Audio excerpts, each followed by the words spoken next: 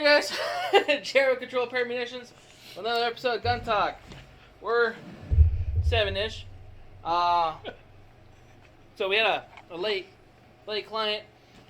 Just got a couple purchases. Can't tell you. Well, you can tell you, I guess. We can't show you live on YouTube because YouTube sucks. But bought a couple handguns, which is cool. And I had to order some stuff for him. And I got to remind myself to order some more stuff after this. So, good times. Tonight, as usual, got Raul, South Central, if you guys don't remember his real name. Nobody does. Is South Central his real name, or is Raul his real name? Right. A.K.A. nobody knows. Yes. TBD, Yeah, like our TBD. podcast topic today. Right? So, with me tonight also is Lenny. With, who are you with again, Lenny, besides yourself? Well, my company is SRT Special Services here in Las Vegas. I was actually going to try to say out the acronym, but I was going to mess it up. What, SRT? Yeah, it's kind of hard. It's kind of like when you try to do 911. Right. You know? Mm-hmm. What's the number to 911? Bruh. You know, people don't know that. I know, it's kind of crazy. Yes. Yeah, you can't call 311 anymore either. Yeah. Yeah. This is awesome. So, it says in her title, to be determined, and there's reasons for that. We had several topics to talk about tonight. Actually, Lenny wanted to bring some guns for us to talk about tonight, but due to YouTube's... Hey, it's not echoing. 10 That's viewers. good. Huh? 10 viewers. Woo! So, hey guys. We were going to talk about some of your guns tonight. You're going to bring them in. We're going to play with them and stuff like we've done in the past. We've done on several episodes, right? We've had people. We had Doc with his guns on the wall. We've had Wendy bring in guns. We've had you twice bring in guns, I think, right? We had everybody bring in guns. We talked about guns. It's gun talk, right? Can't talk about them live on YouTube. Well, we can talk about them. We just can't show them to you. Can't handle them. That's the thing. Which is completely, to me, is asinine. I mean, you're trying to educate the public, trying to do a public service, and you can't show a gun. Right. Heaven forbid, you know. And of course, with YouTube, if you record it, you were saying earlier, if you record it, you can show guns and do all that, test guns and all that. But that's it's sort of ridiculous. It is. It's really. It's really dumb. I did a post on it too because I couldn't believe it. We were right in the middle of a stream, and all of a sudden it died. We have like a couple of viewers too. Yeah. We had a few. We had quite a bit, yeah. And all of a sudden just gone. Just zero. And I was getting texts like, "What happened?" I don't know what happened. What do you mean what happened? And we were trying to figure it out. I'm sure a whole bunch of people, like on the audio podcast, were trying to figure out what the hell happened because we're all talking like, "What the fuck happened?" You know, it's kind of like the Peanut Jeff Dunham when he's having fun with the deaf people. We got a Facebook comment. Ooh, which one? Miguel Lopez. Well, it is a gun shop. Sub J. What up, man? Right? No, it is a gun shop, and we talk about guns and safety of guns and the importance of safety of guns, and we don't talk about anything else. And I guess I understand it because other people may have. It didn't specify the reasoning other than handling the firearms. I am assuming, opinion based, that it's for potential use of firearms. I believe it's because there's been a couple of evil idiots in the past who have live streamed as they're shooting people, and right, New Zealand. Well, yeah, it's ridiculous. I mean, I get it. I totally get it, guys. But I mean, if I'm sitting here trying to show a potential new shooter a new gun or a different variety of something, I can't show it to them on a live show. Yeah. And so, and I don't get a chance to come in here as often as I'd like to, Right. and so it makes it, kind of difficult, and it's I get it, but I don't get it. Right. You know. Makes it almost where we're gonna have to do some recording ones, you know, and or whatever. Recorded, yeah. Well, they'll know if it's recorded or live, though. Unfortunately, YouTube will be like, oh yeah, it's not recorded. You know, they're a bunch of boneheads, I'm sure, but they might be able to figure that out. Yeah. So I don't know. It is what it is. It is, and it does suck because I did want to play with the stuff you got. Like I wanted to talk about the Hellion. You know, I wanted you to bring that down here and a couple of other guns. Well, we've talked about it before. You know, doing like an all bull, because I probably anybody here in Vegas, I've probably got the biggest collection of bullpup rifles and shotguns. So I mean, you know, we could do a whole show on, you know, hell yeah, you know what the bullpup is and how it's developed and how it's evolved, and you know, we might do a recorded one, maybe even out of here on range. Yeah. Right? To where then we don't have that issue. You're not invited. You never gets invited to go shooting. I've been wanting to go for so long. But I'm not. Hey, what's going on, man? Video's choppy. It seems like it's choppy. 15 viewers though. Yeah, I'm hoping that can you at least hear us good? I'm hoping you guys can at least hear us good. I don't know what's going on because that laptop was it looked like it was good earlier. I did all the shit to it earlier. I cleaned it up, and it just started getting choppy out of nowhere. When I loaded it, so it does seem a little choppy on my phone here or there too. Oh well, we've been chopped before, you know. Yeah, we definitely had a whole bunch of choppiness. At least we don't have Chop here in town. Yeah, which is good, or Chaz, or whatever they want to be today. No, they try to tend to stay in the Northwest. Yeah. Speaking of it, you were saying we have special viewers from up Northwest. Yeah, well, yeah, we've got the McPherson family in Canby, Oregon. Oh, Adam and Mackenzie, who are tuning in. Nice. So. Hello. Look at that. See, special shout out to them. Yeah. Yeah. Yeah. Nice. So, and I think we've got probably one of my guys named Raul who's watching also. I'm right here. Not you. Different. There's more than one, you know. Thank you guys for that. The audio is good. They clarified. And then Mackenzie's. Hey gentlemen, we can hear you loud and clear. Choppy video though. That's my dad. Hi, Dad. Hi. What happened to your hand? I twisted my wrist. I don't know what I did. It's a bitch when you get old. Right. You know, you get out of bed and you go, oh my God, what did I do? You know, you think you went 10 rounds with the Incredible Hulk. You know, you might have in your dreams. You never might know. have in my sleep. You never know. So I've had those. I'm not even that up there yet. We'll just say that. And I wake up. Oh fuck. You know, but it's been like that for 20 years. Yeah. So. But yeah, I mean, we could do that. Do that or do a tactical. I mean, I've got a ton of tactical shotguns. Everything from a double barrel to the Genesis 12. Ooh. So we could do sort of an evolution video kind of thing. That'd be cool. Because I do have a double barreled street howitzer. Yeah? You know, oh yeah.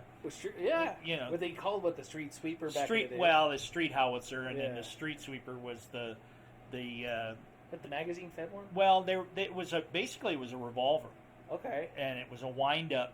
They were really there was SWD made it. It was originally made designed by a company in South Africa called Stryker. Okay. And then a company here in the United States, Penn Arms, started making them just before the '94 ban, and then they became destructive devices, which is ridiculous because it was a 12-shot revolver, 12 gauge basically, but it was a very handy. The Penn Arms guns were very reliable. Okay, well that's good to know. I remember Stryker, and I think that's where I got it from. And it was a little shorter, right? Pistol grip. Yeah. Is it the 18-inch barreled or is it? They came in 18-inch barrel. Law enforcement versions came in 12. Yeah. And then when they made in '94, they made the they classified them as destructive devices and gave you a chance to to go in and register them, and so then you could cut the barrel back to the 12 inches without any problem because it was a registered destructive device by then. Yeah. Okay, I like that. I know they're trying to discontinue the NFA stuff right now too. GOA, I was just reading about that earlier. They're fighting the NFA stuff. So hopefully more of that type of stuff will be available. So maybe I could get a suppressor the same day in the near future. Well, right? it's really weird when you look at different things between, say, us and Europe. In Europe, a bolt-action gun to hunt, you have to have, in most places, you have to have a suppressor. You can walk into a store and buy a suppressor. And walk out with it? And walk out. Mm-hmm. It's like you'd walk in here and buy a magazine. Bruh. Where here, oh my God, it's and of course a lot of the congressional people, they have their whole mind. It's the suppressors work like a Hollywood, absolutely silent gun. Bullshit. Yeah, which is it still makes some noise. Yeah. Fairly loud too. Oh, yes. The video's just smoothed out according to my daughter. Yeah, it did. So. Oh, did it? It looks a lot better.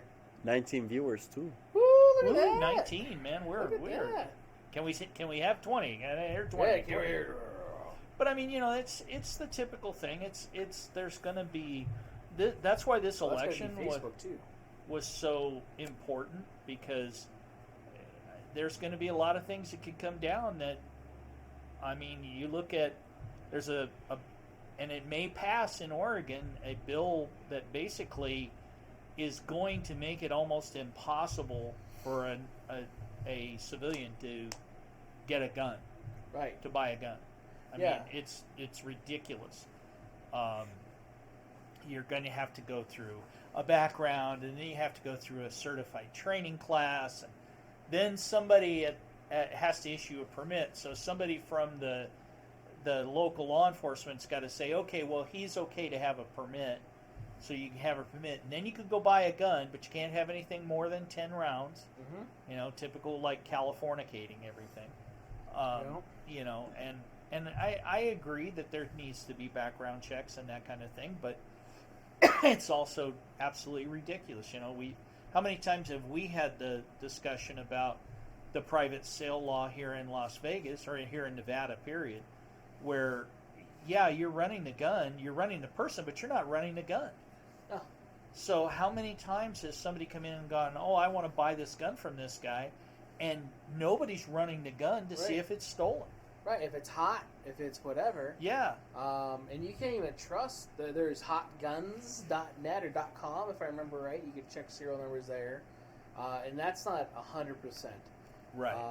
The only real way would be a law enforcement scanning and or check, which the only way we do it is when we do our consignments. That takes 30 days. Yeah, and to me,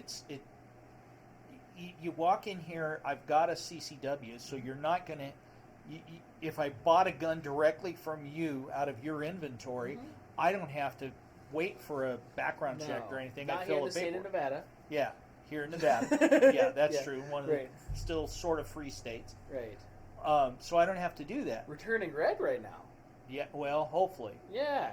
We'll see. In a couple days. Yeah. But, the bottom line is, the whole thing is, if you're going to do that, why can't you just come in, hey, I've got my CCW, okay, I'm going to buy this gun from this guy, okay, fine, sir, let me see the gun, right? And you're doing the same thing with a background check. They could run the gun the same time they're running a human being. They're taking the time. The same system, NCIC, is where stolen guns are entered into. So instead of running the person, because the person has a CCW from Nevada, mm-hmm. then run the gun. And how many stolen guns are you going to get off the street? How many guys who are in possession of stolen guns are you going to end up arresting? Right. Who are trying to sell them? Right. And sometimes, and in most cases, some people don't even know they're in possession of Absolutely. said firearm. It happened to me a couple of years ago, and I had bought a gun off of a guy off Craigslist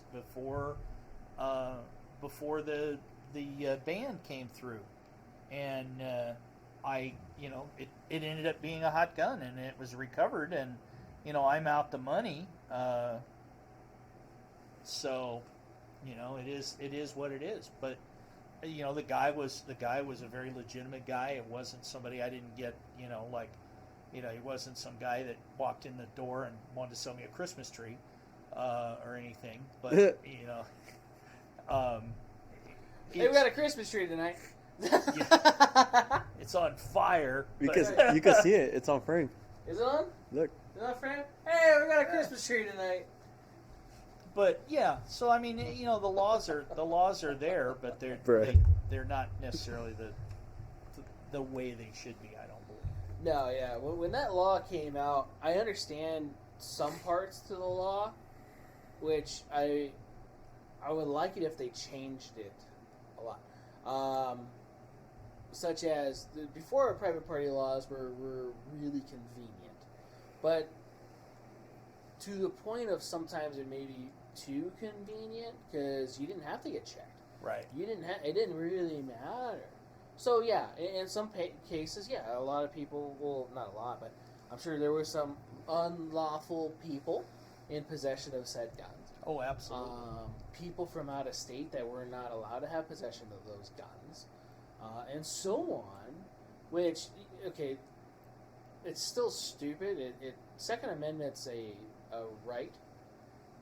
And we should not have to deal with that anyway. I mean, again, within the legal sense of it, right? And I would like to say every state should be the same. It'd make it nice.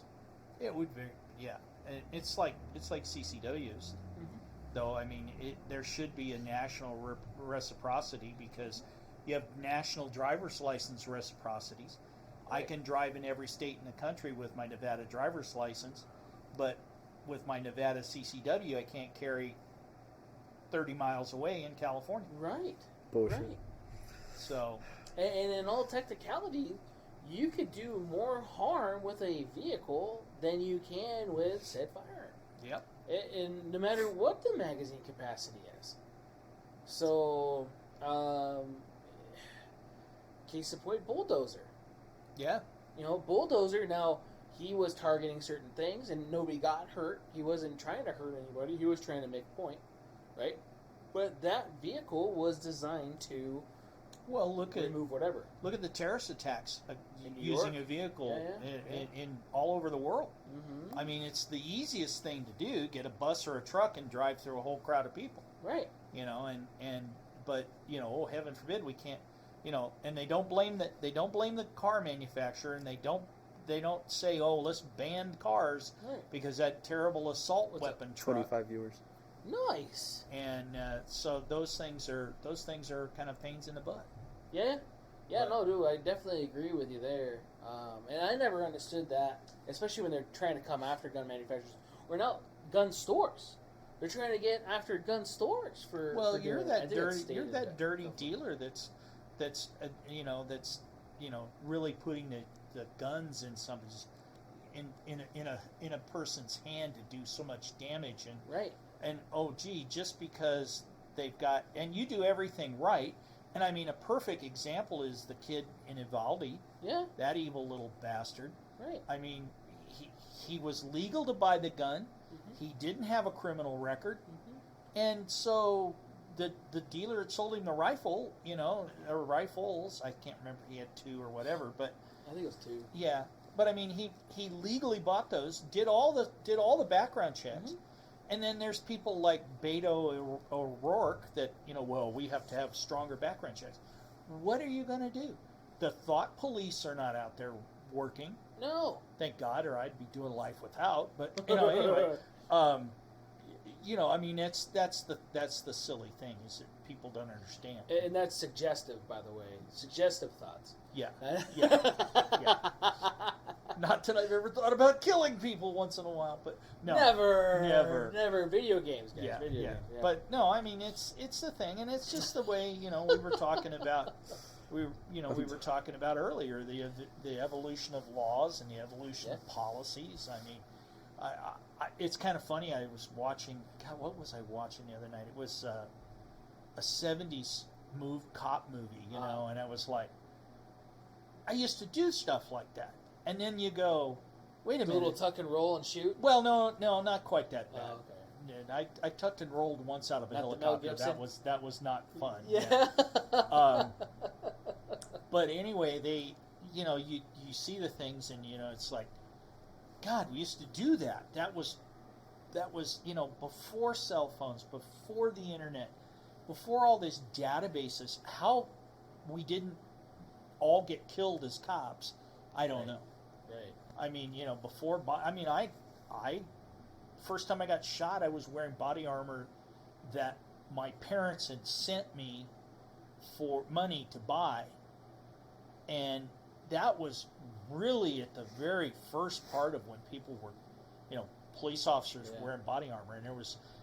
And I got heat from the investigators because going, why are you wearing a body armor? Well, because if I got shot in a traffic stop, which is exactly what happened. But I ended up getting this. It was like, well, why were you wearing body armor? Were you out trying to kill somebody? No, I was trying to keep me alive. Right. And now, police officers, I mean, that's everyday stuff. Is common, body armor. I mean, I think you get fitted for that right after you get fitted for your uniform, or at the same time.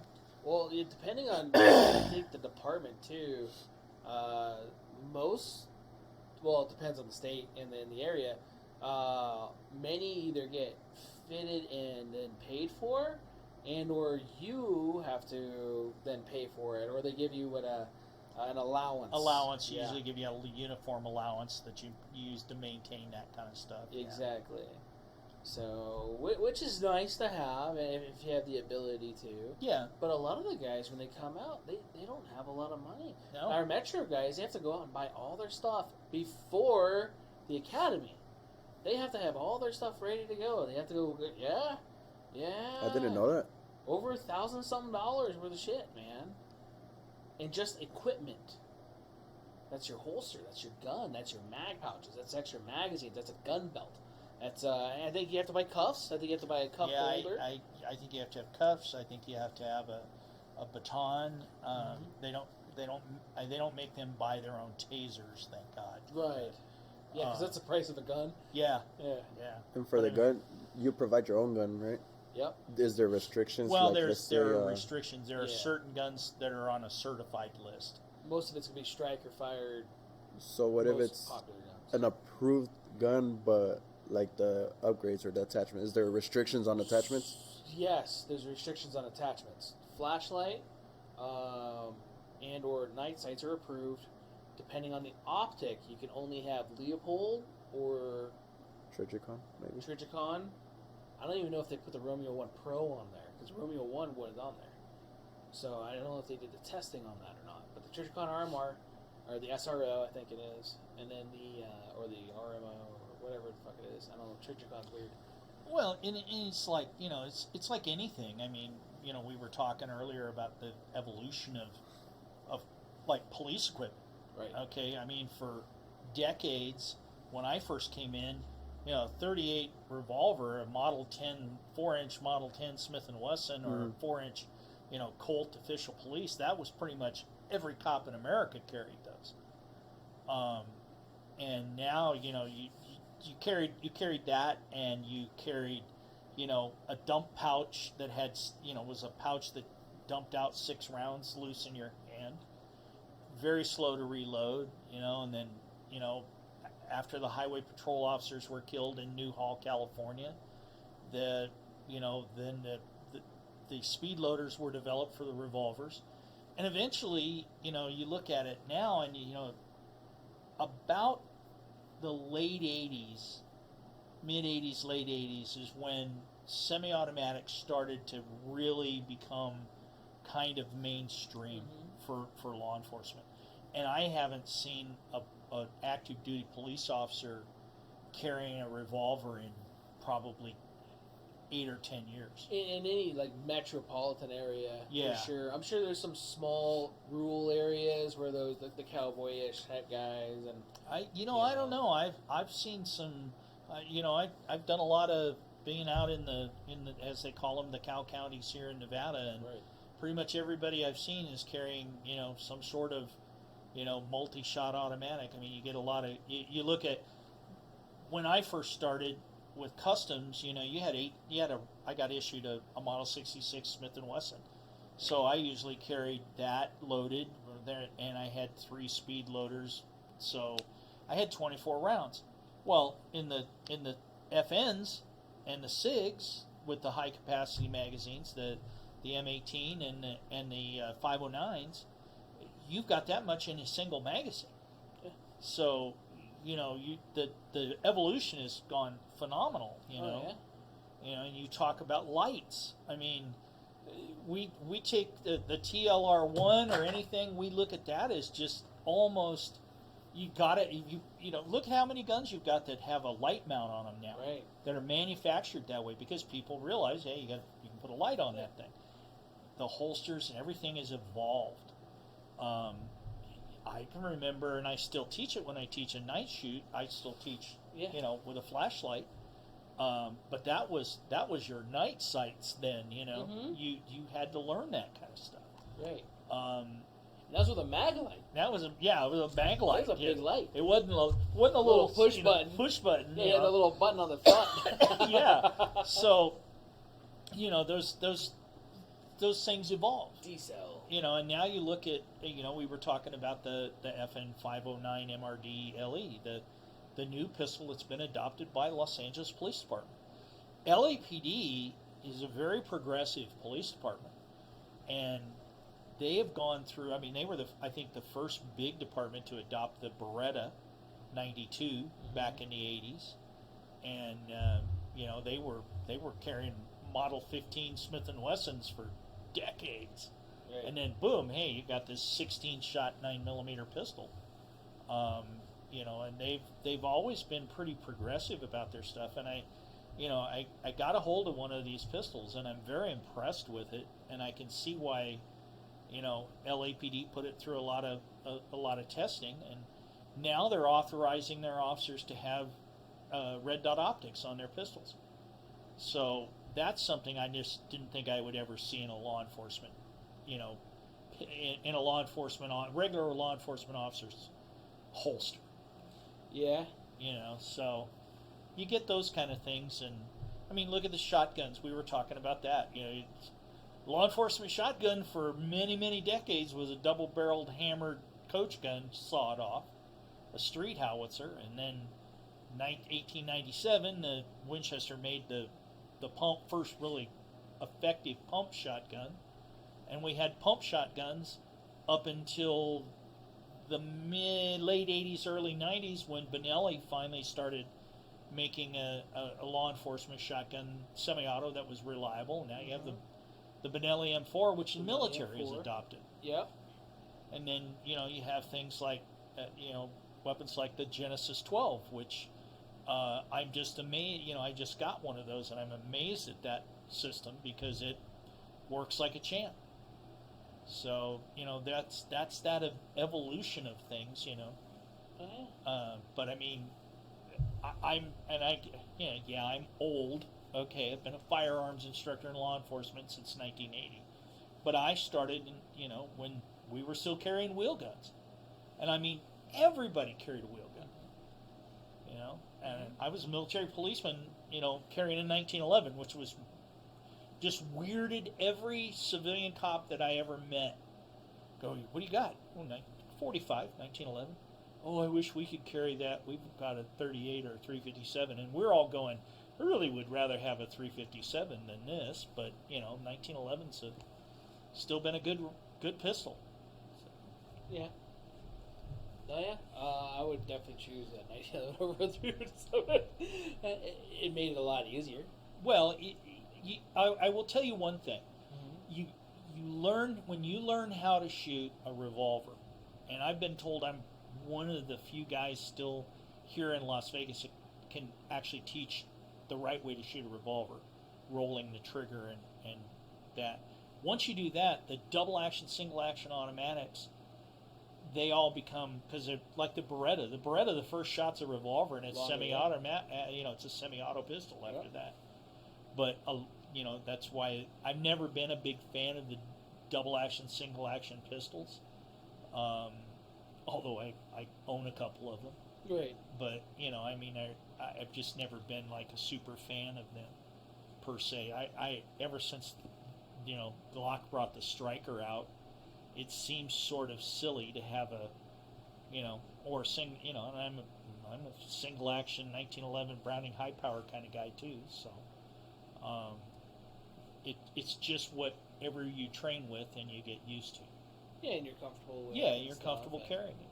Right. But I know guys that one thing when I can tell you one thing with revolvers, you see all of these guys, you see shootings now, law enforcement shootings, and you see how many, there was a shooting in Cleveland a couple of years ago. They after a big chase, they shot 10 officers shot 137 rounds. Bruh. And you didn't see that back in the 70s and 80s, that many rounds fired, because guys were kind of, you realized you only had 6 rounds and then you had to reload. So you became a lot more accurate shot, I think. At least the guys that cared about it. Yeah. Well, yeah. Then you had the Los Angeles shootout thing, which a lot of guys. Well, that changed it. Yeah, changed everything. That changed everything. That was nationwide. That's what brought the patrol rifle. Yeah. And it's kind of funny because it was really the I think it was the biggest example of ever up until then, and I'm the same way. That's why I've got a gun safe full of tactical shotguns. Right. Because I was always like, hey, if I had a shotgun in my hand, I feared nobody. Right. But it was proven in that one instance that shotgun was just not always that effective weapon, and when you need a rifle, distance though too. Well, yeah, but I mean, even because 35, 40 yards, you're done with buckshot. Yeah. And if you have a slug, maybe, but a lot of departments don't let you. Yeah. Yeah. So I mean, that brought the patrol rifle now, and now you see everybody with patrol rifles. You very seldom see. Shotguns. I'm not saying the shotgun is dead for law enforcement. They use them with less lethal. Effective, yep. Yeah. They still use them with some officers carry them as a backup gun, or a main gun. They can be a devastating weapon if you know how to use them. Right. But then you've got Remington gone. Yeah. Again. Who made the venerable 870, which I guarantee you about 90% of the police departments in this country that have shotguns in their armory are Remington 870, some variant of a Remington 870. And now they're gone. What's that going to do to the shotgun market? The law enforcement shotgun market. Mm-hmm. Start buying 590s more likely. Winchester SXPs. Yeah, I mean Winchester came roaring back after almost dying. Yeah. I hope that somebody, whoever owns Remington now, realizes the 870 is still to me probably the preeminent. I love pump that. gun. Yeah, that's my favorite pump gun. Yeah, hands down, bar none. Yeah. But again, it's a DP12. Now do you have one of those? I did. Michelle's got it now. Oh. She shot it, and so she's got it now. But I still have access. But I went to a Tavor 12. Mm-hmm. Oh yeah. And a Tavor 12 is everybody goes, oh, it's a great big ugly heavy gun. Yeah. But it's not heavy. Yeah. It's a bullpup, which I have a soft spot for anyway, and it can be loaded if you ghost load it with 17 rounds. Yeah. That's a lot of firepower. Yeah. And mine works like a champ. Mm-hmm. So I mean, they're very effective. They're a very effective shotgun if you want to. I mean, I would have loved to have had one of them or the DP-12. Yeah. Kicking doors in. Oh, Oh my God. Yeah. 16 rounds of double-aught buck in a house. I fear nobody. No. You know, you knock that down. But No. I mean, and it's kind of what I'm really. I got a hold of this Genesis 12 about a month ago. I've probably shot 300-400 rounds through it. Mm-hmm. Works like a champ. It's basically a 12 gauge AR-10. Yeah. So magazine changes are quick. You know, it's a 10.5 inch barrel. It's small. It's a firearm. It's a devastating. Depending on the day. Do what? Depending on the day. Yeah, depending on the day. Yeah. The ATF's designation today is. Yeah. But I mean, people are, I just see, and I don't know what's going to be the next thing in law enforcement. It's hard to, we would have never envisioned a taser. No. And you see virtually every police officer in almost every jurisdiction with a taser. Right. So I mean, and tasers can be a very effective weapon. Be very effective. It's known as a lethal weapon in some counties, and I don't know if you remember or not the cop that was prosecuted for shooting the person that took his taser in Atlanta. Yeah, it wasn't Atlanta. I think it was South Carolina. Was it? Yeah, the one that they videoed. Mm-hmm. Yeah, he was actually okay when he shot at that guy. Yeah. But he chased him down because he didn't see that he'd actually dropped the taser. Yeah. So it's one of those split moment things. Yeah, but then what he did was he ended up chasing the guy down and shooting and killing him. Yeah. And then went back, got the taser, and put it on the body. And at that point, this guy was done. See, I didn't remember that part. Yeah, that was the very bad thing, and that's that I hate that guy because he's a crook. I mean, he wasn't a cop then. No. He became a hoodlum. Yeah, that's not right. And again, I did not know about that part. Yeah. And so my thoughts and feelings have changed. Yeah. Because to me, it was one of those split reaction things. Because the videos and stuff I remember watching was the guy grabbing it from after wrestling. Because the guy was good. He was very complacent. Compliant. Everything was going good, and then all of a sudden wasn't. Yeah. When he was trying to put him in the car. And once he tried to put him in the car, that's when the guy decided to get rough. They wrestled. He grabbed the taser. I remember him pointing the taser, and then I remember the guy shooting him after discharging the taser. The other stuff I do not remember, which doesn't mean anything because my memory is fading. But who are you? No. Right? Squirrel. No, but I mean, it's those things, and I tell people, they go, well, why did he, that's the old, why can't you shoot the gun out of his hand? Sorry. We get that a lot. Yeah. Why don't we just shoot him in the knee? Yeah. Like, you know what the average size knee is? I mean, you're looking about here. Well, doing and this. they all see where the guy got shot in the leg and he's still walking around and it's usually the hero, he's still walking around. It's a movie, it's just a flesh wound. Yeah. Take a round on the inside of your thigh and let it clip the femoral artery. You got less than 3 minutes if you don't have it tied off. Right. You're going to bleed out. So there's nowhere to, it's that whole thing about let's shoot somebody. I'll just shoot him in the leg or I'll shoot him in the arm. Do the brachial artery. Same thing. You're going to bleed out if you got 3 minutes. You're going to bleed out. Mm-hmm. Depending on the person too. Yeah. Well, that's true. Yeah. So I've heard as fast as 30 seconds.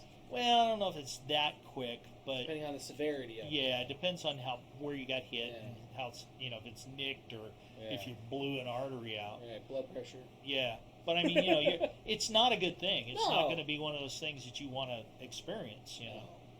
But I think a lot of that is, and I tell people, it's like the Rodney King thing. Those guys were using the force that was authorized at that time by their department. Yeah. And it didn't work. Right. They had a taser. It was the old giant Star Trek looking taser that didn't work worth a damn. It wasn't the new X26, the current ones that guys are carrying. And it was like, okay. Which still without the proper training, and even still with the proper training, is hard for it to be effective. Oh, absolutely. Because the prongs have to be a certain distance apart for it, and also the tolerance of the person too, or the clothing, or there's so many variables with that. Yeah, I mean, if you've got a heavy jacket on, you don't make contact with the body, you're not electrocuting anything. No. You know, you might make the jacket warm, but that's about all you're going to do. Woo! But it's like, it's cold outside. You know, there's so many variables to it. And I tell people, I said, look, until they develop the Star Trek phaser, where you can set it to stun, and you shoot somebody and they go night-night, and you don't have to beat them up and you don't have to kill them, you're going to end up doing that. Or the Judge Dredd gun. Yeah. Where you change different ammo. Yeah. Yeah. So, I mean, those things are, you know, who knows? I mean, we've look what we've come since I got in this business in 1974, and Jesus, and it's 48 years ago, and look what we've come to. You know, I was issued a 45 and a stick and a set of cuffs. Mm-hmm. And I mean a stick. A beaver tail sap, which I still love. But those were like cutting edge tools now, and now they're like, well, you know, you have a collapsible baton, you have a PR-24, you have pepper spray, you have taser, you have all this stuff that is developed. You have less lethal rounds for like shotguns, those kind of things. They had taser rounds too for shotguns for a while. I don't know if they still use those. The X100, the problem with those rounds is they are $100 a piece. Yeah. They're very effective. Phoenix PD was the first person to shoot somebody with them, and it was very effective because you get the physical thumping of getting hit. You get the kinetic energy. Then you get a 30-second ride on the taser. Yeah. And we were looking at them, you know, at State Department level with anti-terrorism and like potentials for like checkpoints and those kind of things. But they're just damn prohibitively expensive.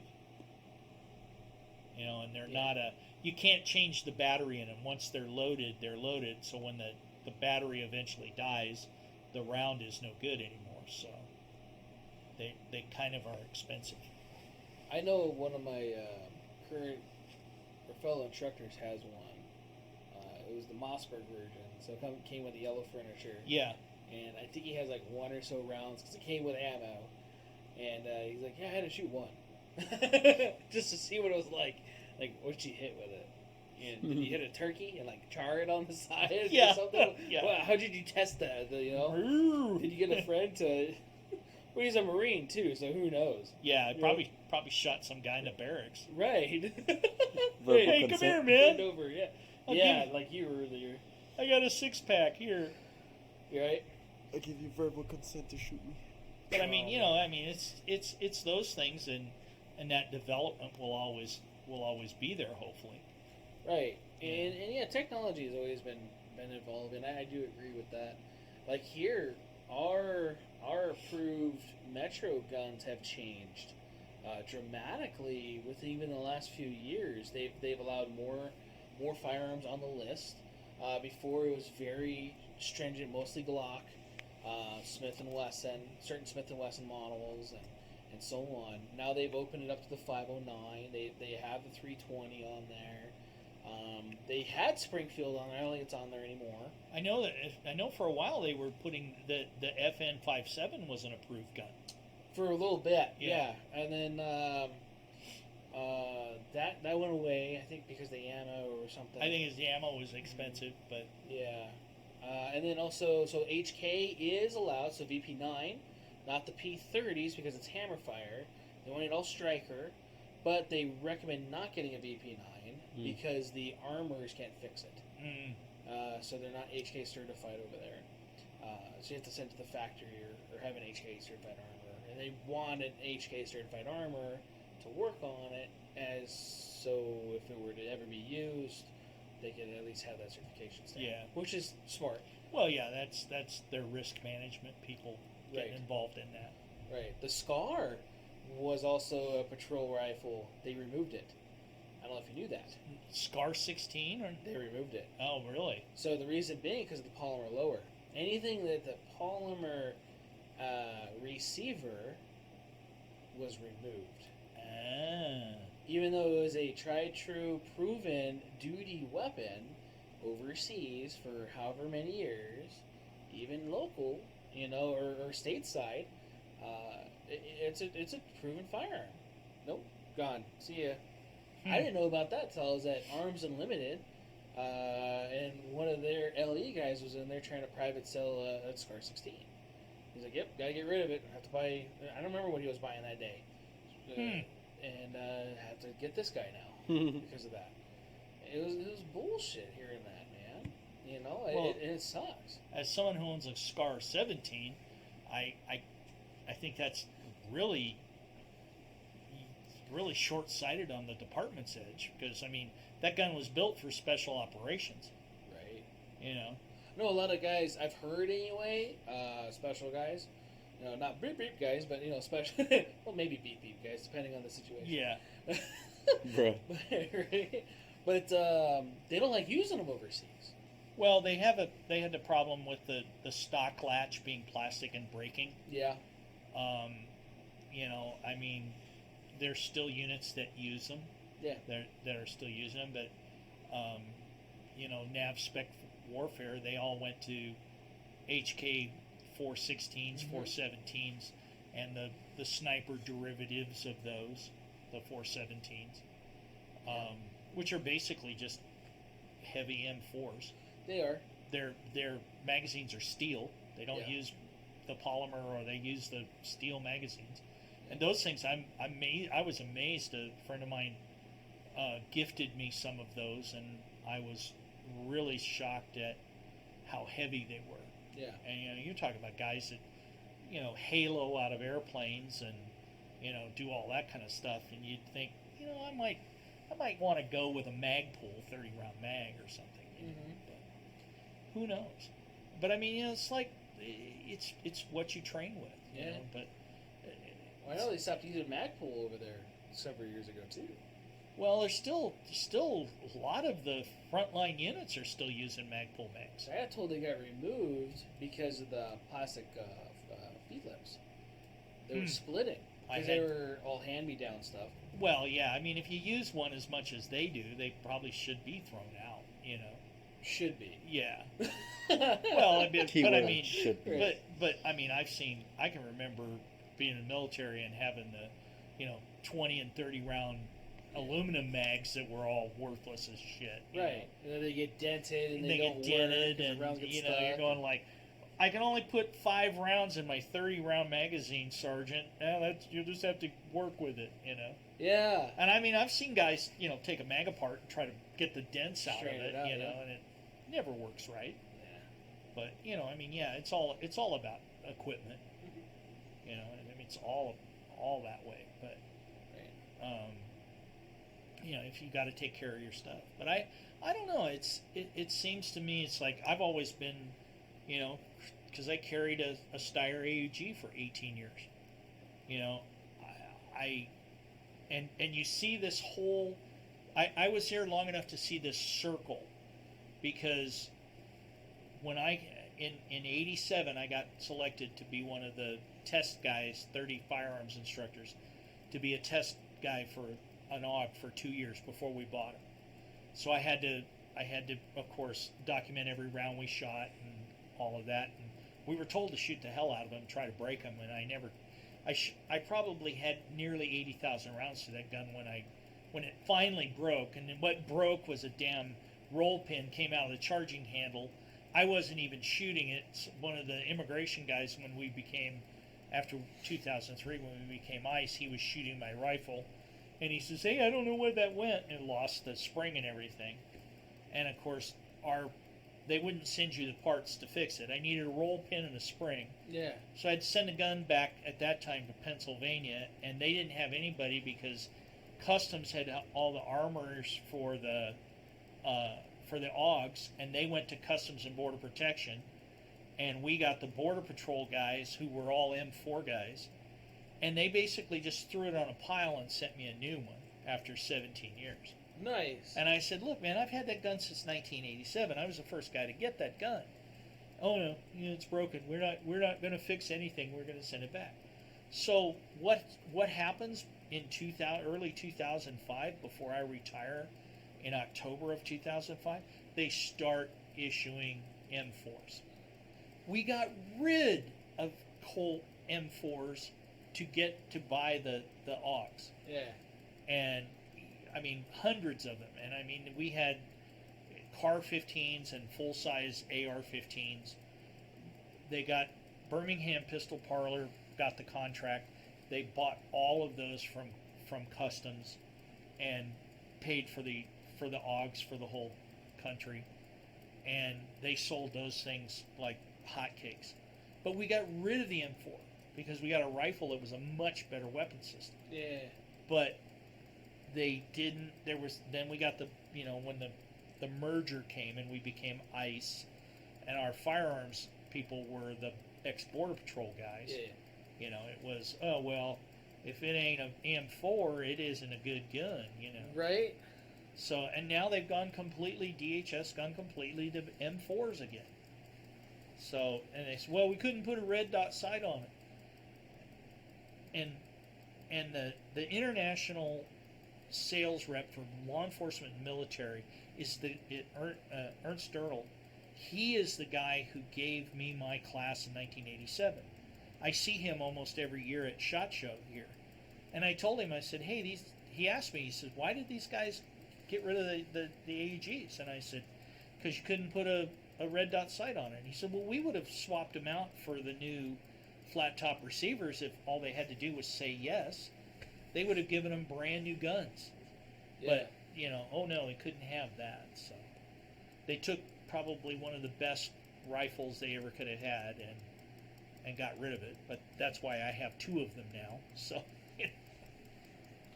No, yeah. So I wouldn't want to buy an AUG. Which reminds me, I have 2 AUG magazines in the back with your name on it. Oh, okay. Right. So we'll have to talk about that after the show. Yeah. Because I've been meaning to see you, and I haven't seen you in forever. I know. I think the last time I saw you is the last time I did the show. Yeah. So we just keep on missing each other. Well, you don't come to work until like in the evenings. Right. Well, I know it's like almost bedtime for you, but wow. Wow. That's why Greg's only allowed to work here for so long. He's gonna go take a nap. Greg's got to have a nap. I walked in today and he looked at me and kind of thought like he'd seen a ghost. Right. I said I had to come in or else I figured you guys were going to put me on a milk carton. It was random too when he called. He goes, "Hey, Mr. Davis here. He wants to be on the podcast tonight. Is that okay?" Yeah. Well, I asked him. I said, "Hey, I said Thursday night. Oh, it's Thursday night. Is he doing a podcast?" I said, "Yeah." Well, tell him if he's short of somebody, I'm at home tonight. So. Yeah. Always welcome on. Now I'm here. Right. So. Right. It was a random thing. Hey, what's going on, man?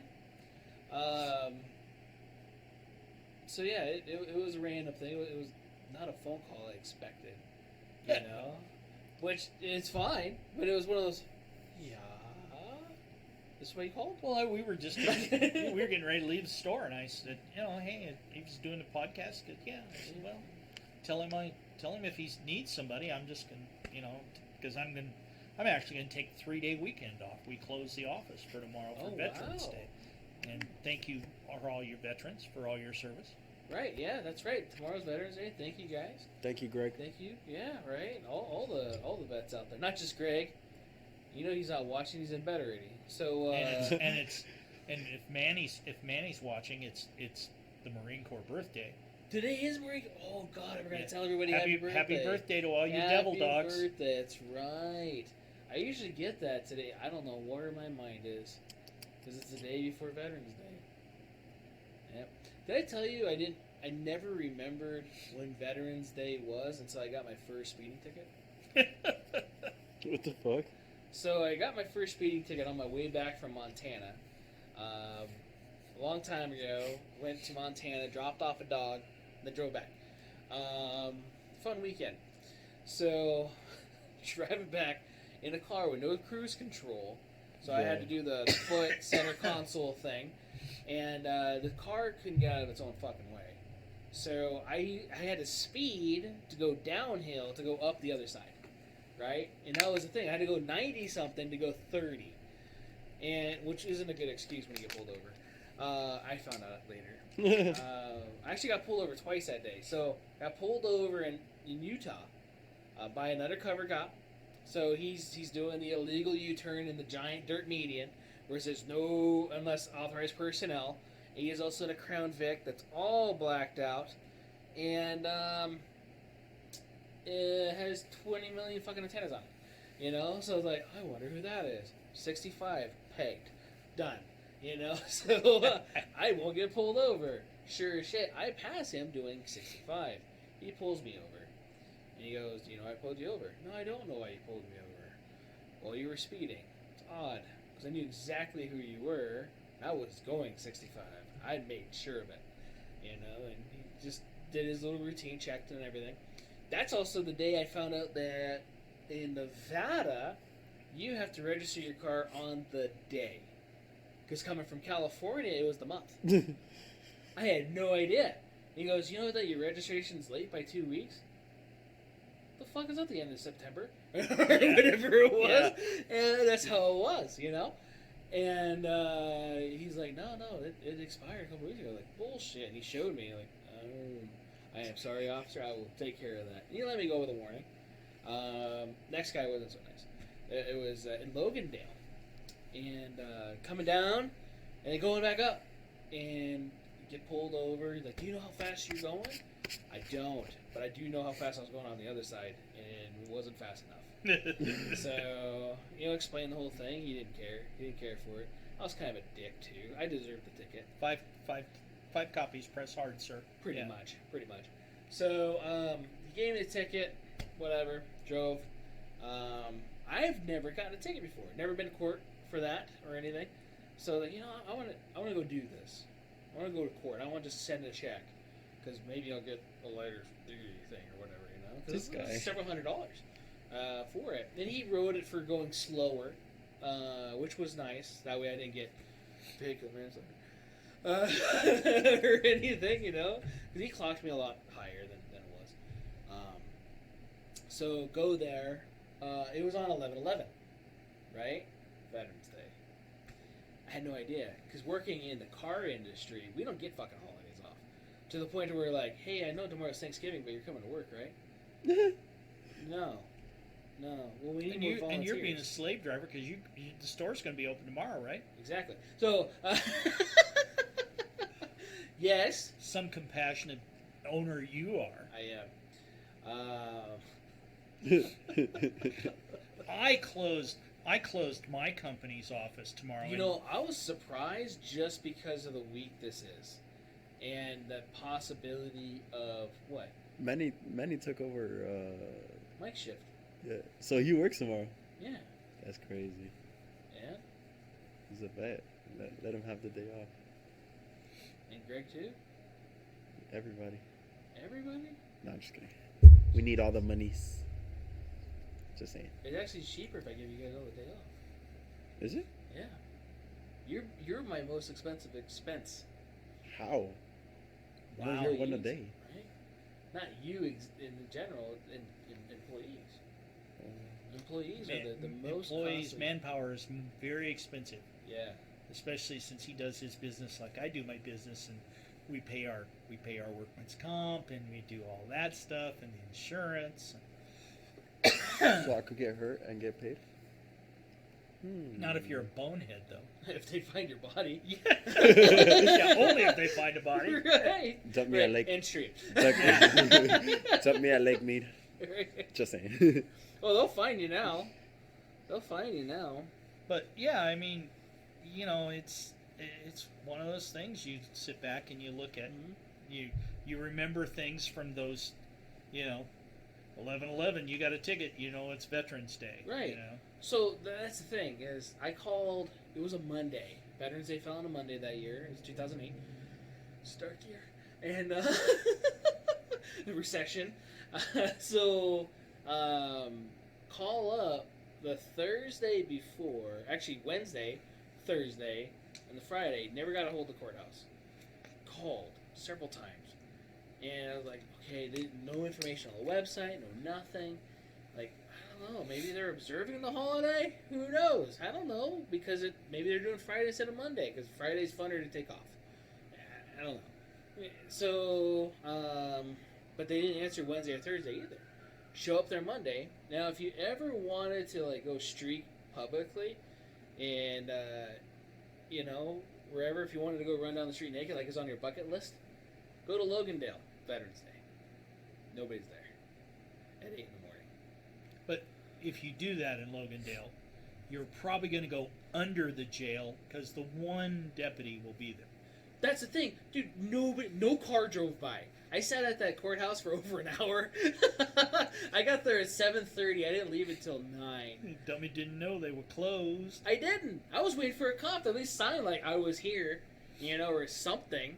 And I didn't even have a cell phone with a camera on it because it was back then. Yeah. So I couldn't be like, I was here, on this day, or with a calendar or whatever, So didn't have that technology. Drove back. Boss was pissed. I worked at BMW at the time. Like, I told you they were closed. Motherfucker, I don't want... They have a warrant out for my arrest because I missed the court date. Not my fault they didn't answer the phones last week. And so I showed up the next day. Told them I'm going to go tomorrow. So I go up the next day. Talk to the receptionist. And so she's like, oh, yeah, we were closed yesterday. Like, yeah, I know. I was here. I was here. Nobody else was. Like, the whole fucking town was gone. And so... She says, I want to see your original ticket. So I give her the ticket. Let me go get our copy. Well, he wrote a 2 over the second one. So it was 11/12. Because he didn't realize 11/11 when he wrote it was for that day. Right? And, like, that motherfucker. And you never got a letter or anything? Like, no. I didn't know. If I knew, I would have pissed off my boss yesterday. Or drove up here because it's a far drive, just to go there for nothing. So she talked to the judge, being last name Templin. I had to listen to everybody's story, which is funny. If you've never been to court before, it's fun. The orange suits went first, which is always fun. They never did anything wrong. The one person who had several warrants out for arrest.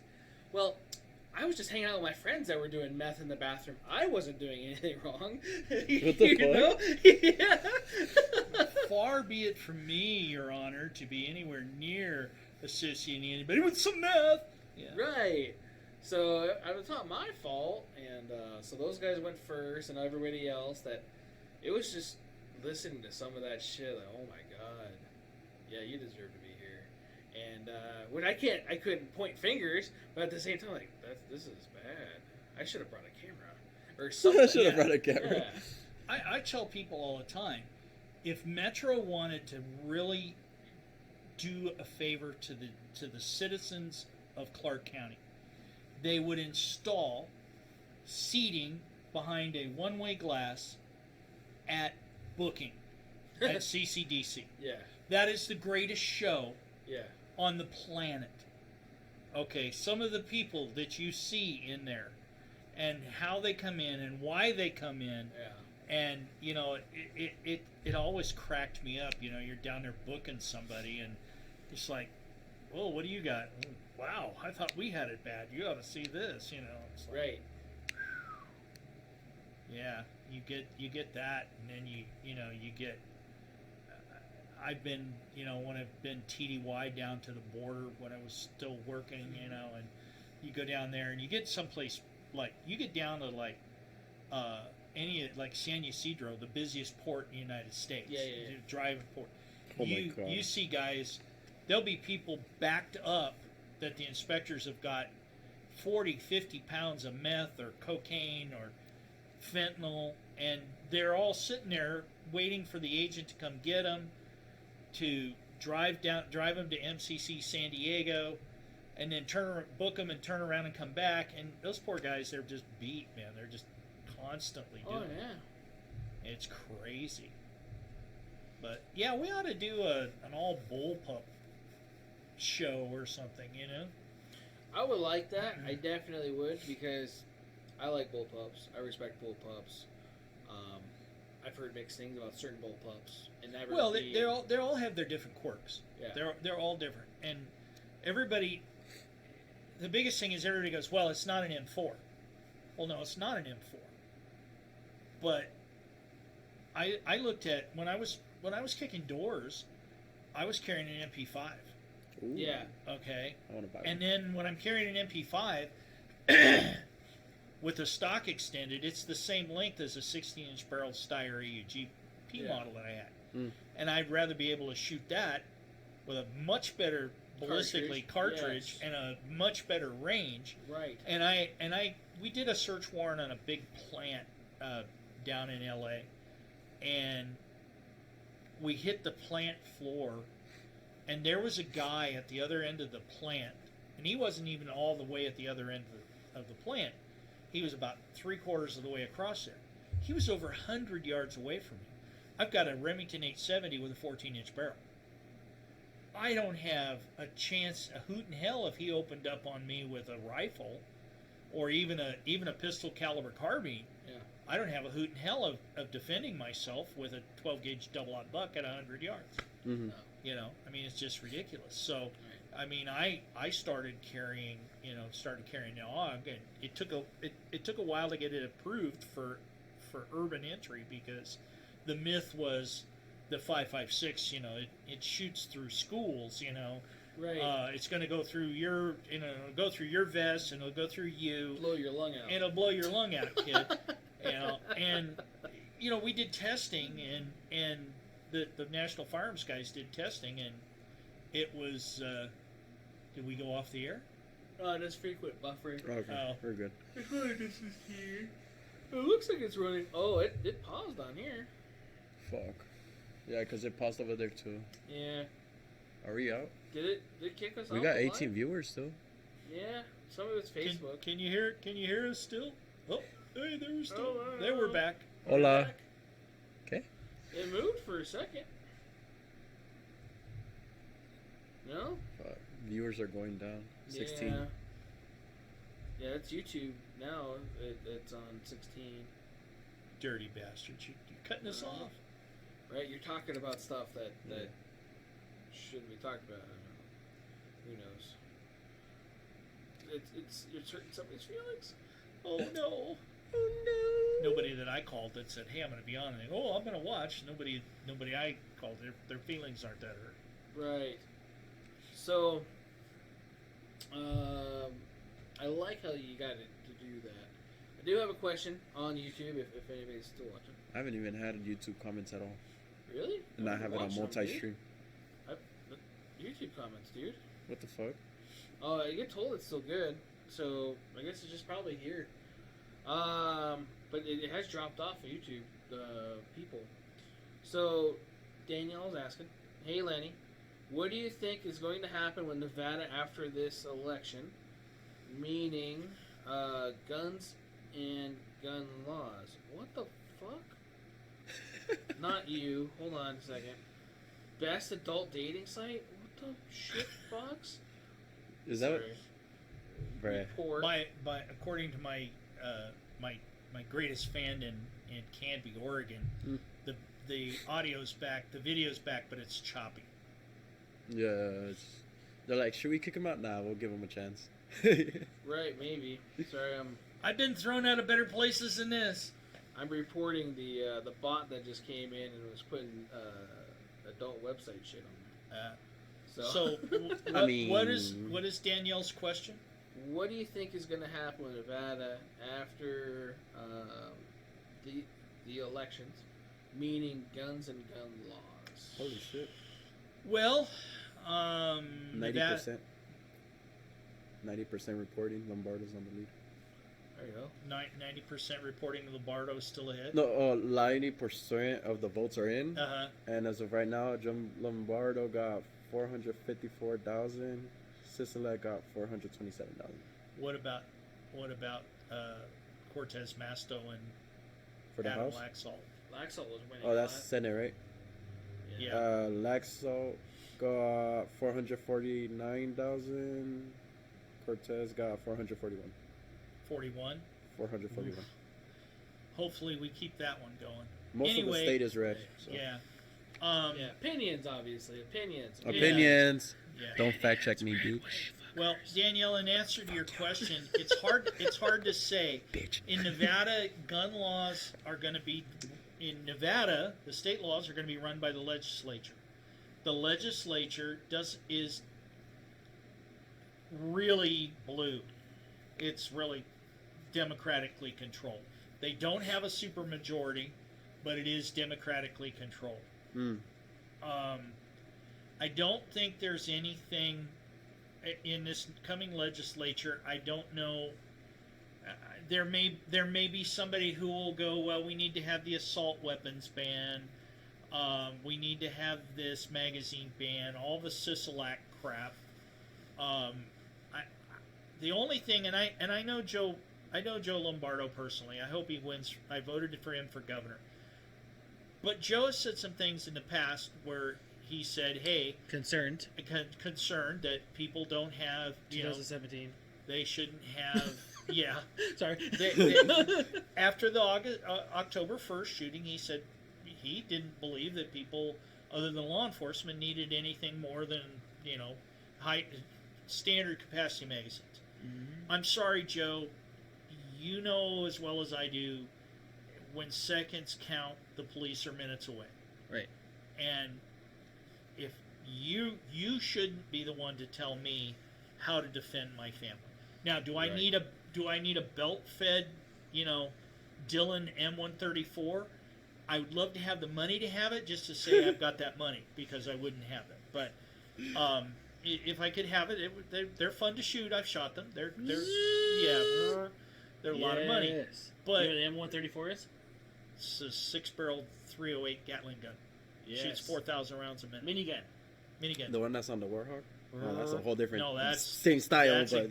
That's a Gao 8, I believe, and that shoots 30 millimeter rounds at 4,000 rounds a minute.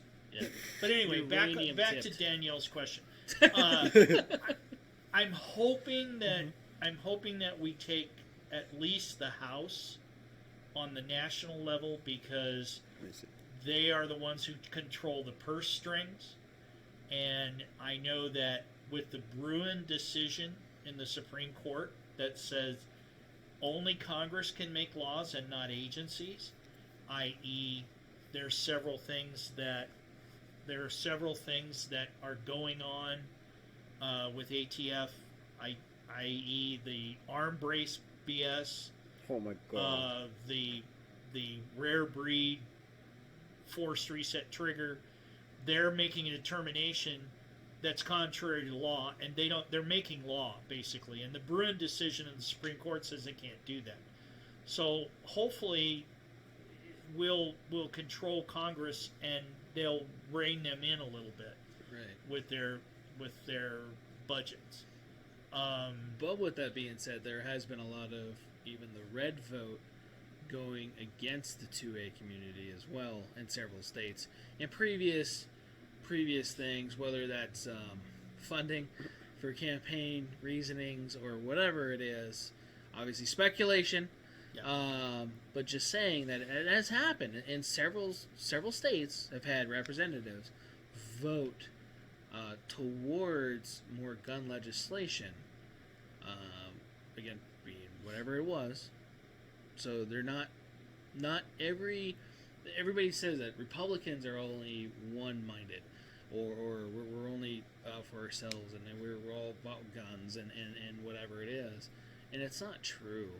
We want guns. We want freedom. We want to be protected.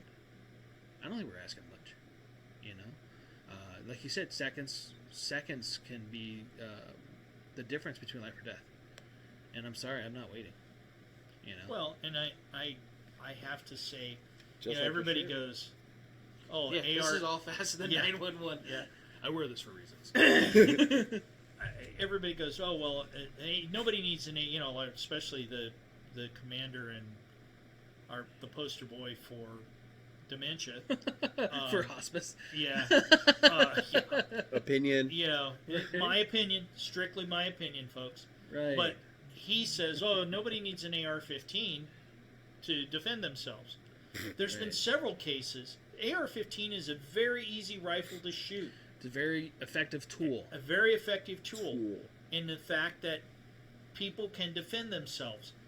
And I don't think... Now, we have 20-plus thousand gun laws in this country.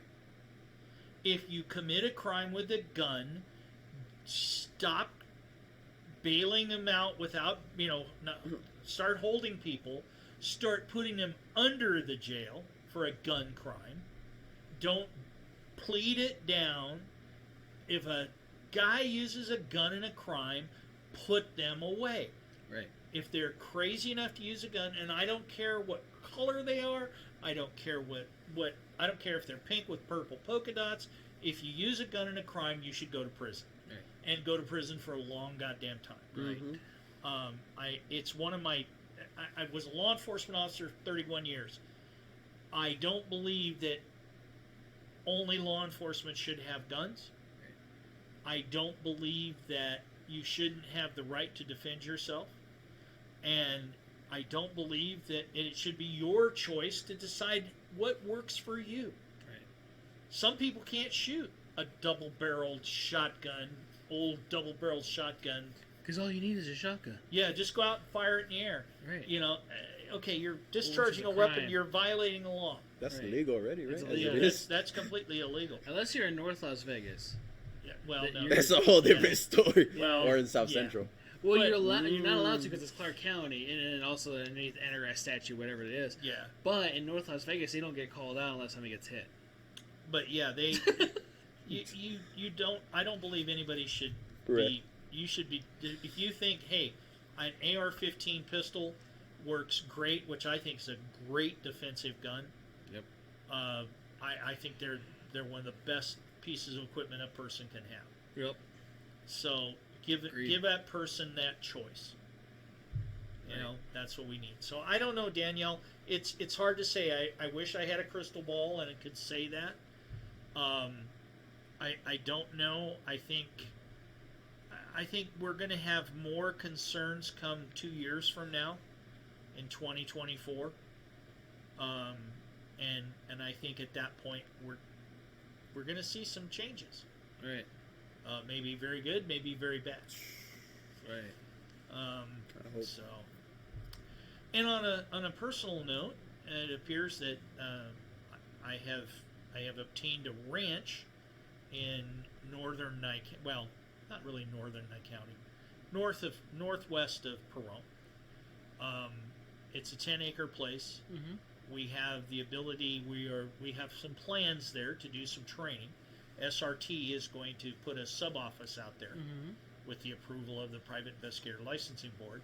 Once we get everything done, Yeah. we have to do that. But we will have training facility out there. I think we are going to.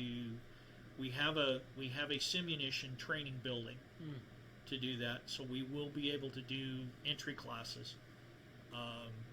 So there'll be Right. good things coming in the next year. No, that's going to be really good, especially for those who've never done that or have had your adrenaline pumped while shooting. It's a whole nother ball game. Paper targets don't move unless it's windy. And then even in that case, They don't shoot back. they don't shoot back. They don't actually move. You do not feel a presence of fear because it's paper. Maybe fear of shooting the gun because it might be your first time, or maybe it's a huge caliber, which in that case, don't shoot it if you're not comfortable. Mm-hmm. It's meant to be pleasurable, and again, it's for your benefit, not to make it a strain. But if you've never had that type of training before, or any type of training, definitely get training. But that type of training will set a lot of stuff in your mind. It's completely different from anybody else, and you'll actually have more respect for law enforcement and military than you ever thought possible, because those guys have to deal with that stuff sometimes on a daily basis. Like our guys, they have to deal with that shit all the time. Here in Metro, not even counting the guys overseas. But yeah, we intend to break out the curriculum a little bit. We're going to set it up different levels. Okay. We're going to for civilians who want to know how to clear their house. Right. If they have to. We don't recommend it. I don't. Yeah. There's a certain large firearms training facility that's to the west of here that they were for years advocating that you clear a house by yourself. Right. I've never been there before. Yeah. It's ridiculous. Yeah. I won't be doing that, but I will teach you how to what to do. Right. And it's an art, And I mean we do a 5-day law enforcement entry course, not a SWAT course, an entry course for like detectives and that kind of thing.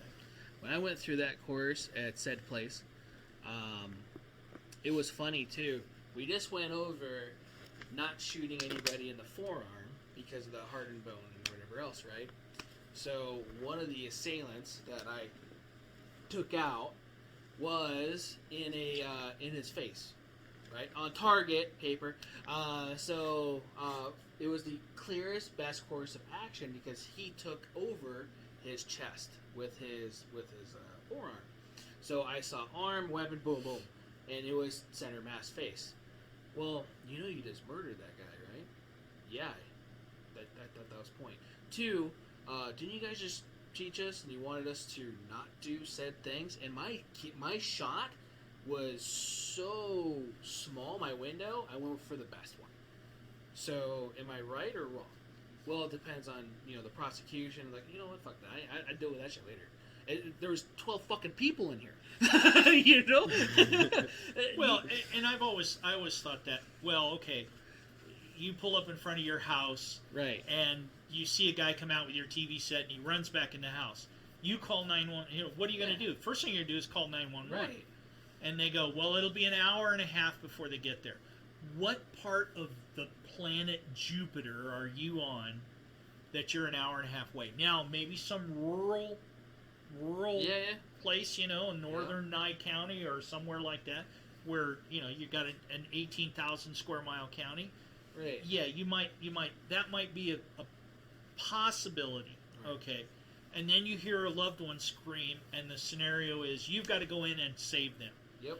You've now, and I've told these guys, you've now killed yourself and your loved one. Right. Because you're talking about people that have gone, they were in day 2 or 3 of a 4-day class. Day 3. 3, I think. Day 3 we did the kill house. Yeah. And they got these people in there to think, oh wow, I can clear a room like a SWAT guy. Right. No, you can't. No. And I mean, a SWAT team, we don't teach anybody goes in a room without at least 2 guys. Right. Mm-hmm. 2 guys got minimum to go into a room. Well, you went with another person. They were just holding on to you with a carabiner. Yeah, which is ridiculous. But you are there as the sole responder, if you will. Right. And I it's why I stopped instructing out there, was because they were teaching people how to kill themselves. Yeah. They were not teaching them real tactics. I remember. And I brought that up several times, and it's, well, the students love it. Okay, you're reinforcing something you don't want these people to ever do. Right. It's ridiculous to do that. And I've talked to several students over the years, and they go, oh yeah, I can go and clear a house. Really? Yeah. Well, any of you that as soon as we have the facility set up at the ranch, if any of you who have gone through this course, and those of you who know what I'm talking about, please feel free to come and go through our course. Right. Because you're not going to be shooting at paper targets. You're going to be shooting at a human being that's going to shoot back at you. Right. Can I volunteer to be a bad guy? Oh, yeah. I give you verbal consent. Yeah, verbal consent. Yeah. Well, I mean, a lot of guys, you know, when you are. Bad guys have no rules. Well, with a role player though, a lot of times with a role player, you learn as much as a student going through that class because you go, oh wow, you're seeing it from this other side. He may have been the guy that came through there, and he went, "Ooh, now I saw what I did wrong." Yeah. You know, I didn't go to my corner and clear. Right. You know, so it's a really good learning experience, even to be the bad guy. But yeah, that is kind of the level of training that we're at SRT are trying to get going here. Yeah. That'd be awesome. Yeah, and I mean, you know, it's the biggest problem is trying to find a venue for people to train. Yeah, so, especially something like that. I wanted to open up a place, even like a warehouse, and do airsoft force on force, because at least with that, you're not having center file projection, the noise pollution part of it, the possibility of somebody bringing something live, you know, insurance and stuff like that. Well, yeah, and you still have the problem of people bringing stuff live. Yeah, yeah. And that's where supplied firearms. That's where, because they're blue, by the way. But that's where the blue and red, I think. Well, Simunition is all blue. Any of Simunition guns they're all blue. Okay, I thought I saw. What were the red ones I saw? That's a different company. I think that's ATI. Okay. Or there's a couple of different companies that make those. Yeah, because I've seen the red slides, the blue slides, and to me, I thought it was the same company, two different teams. That way, you knew opposition, good guy. Well, you just you load different colored projectiles, and that's how you work around that. Yeah. But you will find. You think if you think you know how to clear a house, right? You'll find out in real short order that you went, ooh, maybe I should have brushed up on this. Hey, where's some plates there too? Let me see what it feels like. Well, Simunition's gonna suck too. Simunition, you can't wear bare skin. You have to gloves, throat protector, groin protector, helmet, pads, because it will split skin. Yeah, easy. And one of the things about Simunition, when you use it and you get hit, you make a mistake and you get hit, you don't forget that. Yeah. That's kind of like pain reinforcement. Yeah.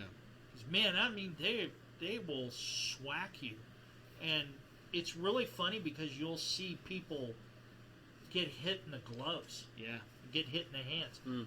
Why? Because you get it's the greatest example of tunnel vision that you get when you're engaged in a firefight. You're all that adrenaline and everything comes in, and you go, oh shit, there's the threat, it's the gun, and you tend to shoot these guys, and you'll see guys. That's your target. Shot the gun, shot the hands.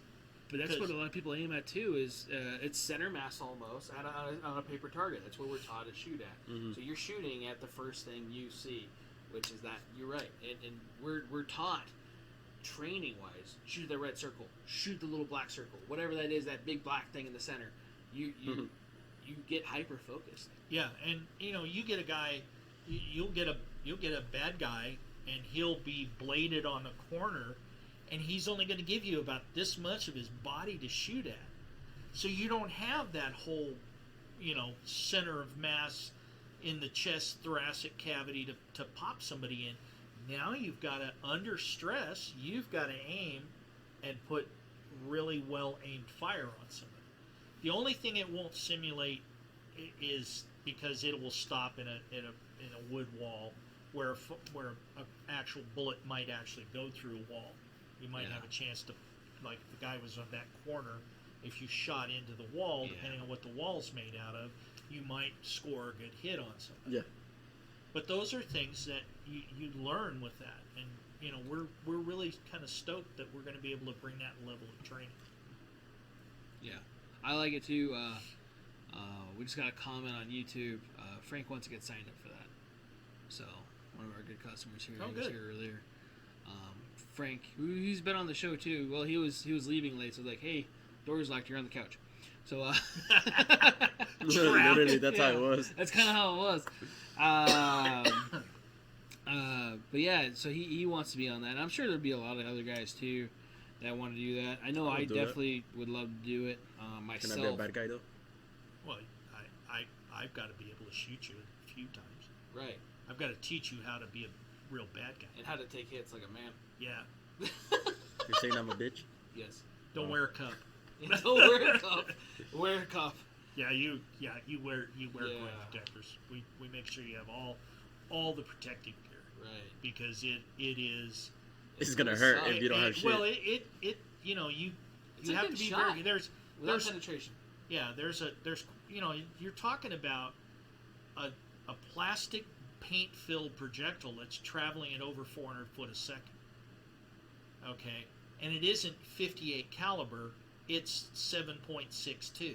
So it's very 30 cal. It's 30 cal. It's got a very short cross section, and now I have the uppers I have are 9mm uppers for the ARs, but they make an AR projectile. Rifle projectile. They make a rifle projectile. They also, which I've only got to use once, and I felt bad for the poor guys I was hosing, but I got to shoot a 249 with a belt functional, full auto. That's 249 awesome. Paint simunition That's weapon. Awesome. Yeah, that was bad. Yeah. I felt bad for the guys. Oh. A little bit. A little bit? Yeah, but you have adapters for 12 gauge. You're shooting the same pellet out of it. Okay. Or same it's bullet like a out of it. paintball on steroids. Yeah, it's. And you been hit by a paintball? No, but I've been hit by the plastic BB I shot. Bro, that shit fucking hurt. Yeah, think about that. He shot me on the leg the other day. Times 10. With a fake gun, by the way. Times at least 10. Yeah, Maybe I mean more. it's if you get hit in the bare skin, get hit bare skin, it's opening you. You're gonna have a bleed. big welt and bleeding. So when you shot me that other day, times 10. Yeah. Yeah, no. That shit hurt. I will tell you, you will make a mistake. You'll come around a corner, or you won't clear a corner, and you'll get shot, and you'll never forget it. Because I still remember back in the 80s, some of the getting shot doing some of the stuff we were doing, and I was going, I'm never doing that again. Yeah. And that's stuff that sometimes you don't get a chance. Yeah. I mean, so you get smoked, and I mean, it kind of brings it to you because you'll get hit. You got a full face helmet, and you'll get hit, and there'll be this big paint splat right here, and you sit there and you go, I'll tell my students, you're a dead man. You just took one in the head. You were here a second ago, and now you're gone. Exactly. How do you feel? Because you made. How does that make you feel? Yeah. Because that makes you rethink. It makes you think your about what you're doing. Approach to certain things. Yep, absolutely. A lot of people do the Call of Duty approach where you're just one man rushing in. Because that's what a lot of people Can't do that no more. You can't. And that's one of the number one things that I remember from Lenny. Actually, was the number one rule about clearing a house or a room: never do it by yourself. Never do it by yourself. Never enter a room by yourself. Right, unless you're like, Mike Glover or somebody that. Well, I mean, there's guys right now. Some of them are graduates of that training school, and there are other ones going, that guy doesn't know. He's an old man. He doesn't know what he's talking about. I don't remember how many warrants I've done, how many doors I've been in. Probably somewhere between 400 and 600 in my career. Damn. And that was live, real world, kicking doors in. I don't care who you are. If you say, I'm never scared when I go in that door, you're a liar. Right. You're a liar. Because you don't know what's on the other side of that. And I've buried some of my friends. Right. That, shouldn't have happened, but it did. Right. And I mean, it's that quick and it's over with. And sometimes it's not even your mistake. It's not your mistake. It's just how it happens. How it goes down. And you can do and you really have to do everything. Get it all through your head. Get it all through your head. You've got to. It's that Did Call of Duty shit is not real life. No, it's not real. That shit's fake. No. Yeah, I mean you don't run in and do the shit that you do in Call of Duty and survive. Oh yeah, I would die. But I like it for a mental release. But that's all the things that piss me off about that game is a knife will outdo an AR. Bruh. So I could plug you with 20 rounds in the face. You could watch it go, right? No fucking helmet, no nothing. Yo. Just in the face. And the guy goes, throws a knife at you while being shot in the face, and you die. Fuck that. Or a tomahawk. Yeah, that is not real, guys. Right. That's not the real world. That's not how it works. That's not the real world. Unless you're playing hardcore. Dude, well, no, that's the thing, though, too, is you have to switch it up on that. Which is one of the things I like about the new campaign, is it does pop. I could actually do a burst shot at somebody, and it take them down. We're like, okay, that's better than other versions of other video games, to where it's like I have to put a whole mag in somebody, and it's not real life. It's one or two, but depending on drugs and everything else too. But that's a different story. But I mean, I've since 2008, we've been doing the Global Anti-Terrorism Assistance Program training, and we trained a lot of guys all over the world, and some of those guys are not here. No. And it's really tough because you get to know these guys. You work with them for 6 weeks. Mm-hmm. This real intensive training. You get to know them for 6 weeks, and then and you just go, oh my God, is it something? You just go. You're not collecting a paycheck. You're trying to keep these kids alive. Yeah. And that's the attitude that I try to bring to all of our training is, hey, we're not here just to make money. Yeah, we're a capital company. We're going to make money, but my focus is to teach people to stay alive. Right. Because, That's the end goal. Right there. And if you train badly, you're going to perform badly. Right. Exactly. And I try to. I've gotten as the older I get, the more I realize, hey, look, that square range on the paper targets, and I see guys. It's like, I'm sorry for you guys who are IDPA shooters or those kind of things. Yes, you're very fast. You're very good 3-gun matches and all that. If you take those tactics that those guys use, how many times do you see a guy in a three-gun match reloading a gun as he's running to the next station, which is normal because you're doing timed events. Right. Those people may be great shots, but they're terrible if it was a real gunfight. Yeah. Because everything they do is tactically not sound. No. It's all about speed and hits. Yeah. Acquiring targets is faster. Yeah. Because that's what you're trained for. And actually, some guys have gone in, professional shooters, have gone in to teach guys to how to acquire targets faster with their sighting. Yeah. Finger guns, by the way, at YouTube. So just kind of make sure. Yeah. Da-da-da. Yeah. Pew-pew. So. You got a license for that, sir? Maybe. Ding, ding, ding, ding. Steal targets. Or you do the old SWAT thing where you're doing the knife. Right. The knife. Well, that might be. My oldest. I got to tell you this story. You'll love it. My oldest daughter. Mm-hmm. She grew up around me when I was really heavily into the SRT thing. So, I'd be talking, with guys and talking with the hands. And so in 2004, when the movie, Samuel Jackson movie, SWAT came out. Yeah. And they're in there doing that thing. Yeah. And she calls me up. She says, Dad, do all the guys, SWAT guys, do that thing you do with your hands? And I said, yeah, pretty much, honey. She says, I just thought that was something weird you did for years. Bruh. And I said, no, honey, pretty much we all kind of were going through the, it's the knife hand, submachine gun. Right. But yeah, I mean that's the kind of level of training that you look at. And it's not for everybody. No. I mean, I don't believe I'm going to get a 90-year-old person to come and go through it, although I'm getting there myself. But I mean, at the end of the day, it's not what they do. But if you ever stop learning in this business, quit because you're done. Yeah. I mean, I still attend classes. Because I wish I could attend more. Yeah, I wish I could too. I got a company to run, unfortunately. Right. But I send some of my employees to go to schools, and I don't get to go. But